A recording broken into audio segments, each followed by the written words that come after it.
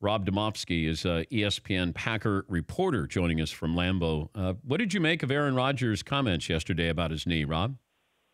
Not surprising, Dan. I mean, here's the thing. Look, it's not going to get better when you're playing 70 snaps against a defense like Minnesota's. I mean, that's just, you saw him duck out of potential sacks. I mean, he got sacked, but he sort of preemptively took them. And I don't mean like how Brett Favre preemptively took one against Michael Strahan to set the record. I mean, he was saving his own skin that time, or multiple times, Dan, because he's got to protect that knee because it's not going to get better. Okay, the role the Packers play, or their doctors, and Rodgers' role in deciding how much he plays, if he plays. Who has the final say on this? Well, Dr. Pat McKenzie, who has sort of become like a household name because of the collarbone from 2013, the collarbone from last year. I mean, this is, he's done multiple surgeries on Rodgers' knee. It's a constant communication. Like, they've got this gigantic new medical facility across the street from Lambeau Field, Dan. I mean, Richard Sherman came here to have his surgery. Like, it's probably not unusual to see Aaron Rodgers walking across the street to go to see the doctor. It's happened so long. My point is, though, that they have such a good relationship that I think they're all on the same page here and trying to get Rodgers, A, healthy, and B, protect him from himself, because he's sort of, I made the joke about Favre, but he's sort of taken on the Favre persona in that he wants to play through everything. It killed him last year not to be out there with the collarbone injury. Do we know what the injury is?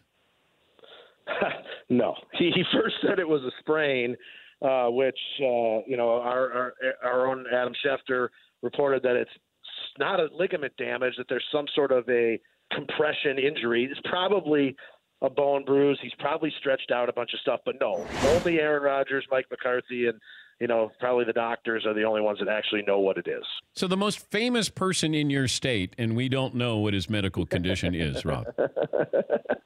Well, that's how it rolls around here, Dan. And, I guess he is the most famous person in our state. I hadn't thought of it that way.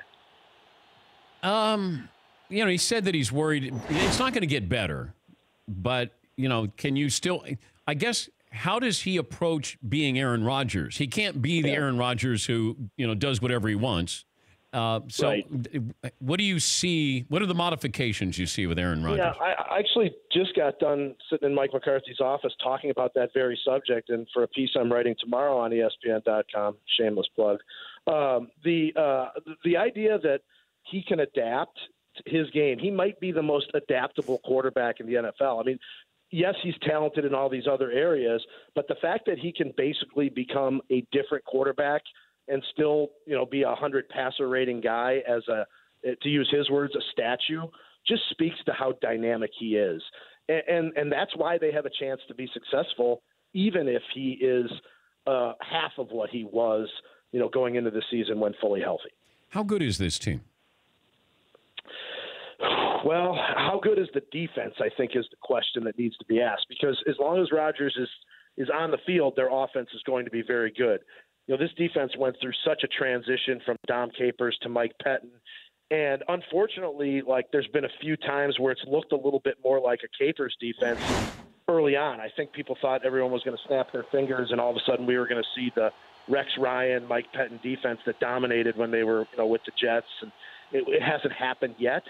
They're more talented, Dan. The first-round pick, Jair Alexander, the second-round pick, Josh Jackson, two cornerbacks, are incredibly talented, maybe more talented than any corners that they've had here. The pass rush is lacking, and when they do hit the quarterback, it seems like they get a flag thrown every time. So I'm not sure they know what they're doing up front in terms of how they can hit quarterbacks. If this was reversed on the schedule and the Packers were playing the Vikings this week and they played the Redskins last week, do you think Rodgers would have played in a game against the Redskins and as opposed to playing against the division rival? Yeah, I thought a lot about that. And would they have sat, they also have the Bills coming up. Would they sit him? Look, I think if Aaron Rodgers is medically cleared to play, it's going to take a couple of 300-pound guys to keep him off the field. I mean, you'd have to have Brian Bulaga and David Bakhtiari, their tackles, physically restrain him from running out of that tunnel because that's how much he wants to play. I think if he's cleared, he's going to play. It doesn't matter if they're playing Savannah State or the Minnesota Vikings. Good stuff, Rob. We appreciate it. Good to visit with you again.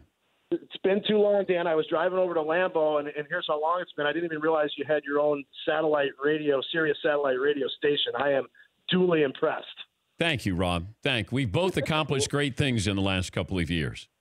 We'll be seeing you, Dan. Thank you, Rob. Rob Demovsky. For more Dan Patrick Show, tune to Audience Channel 239 on DirecTV or download the Dan Patrick Show app.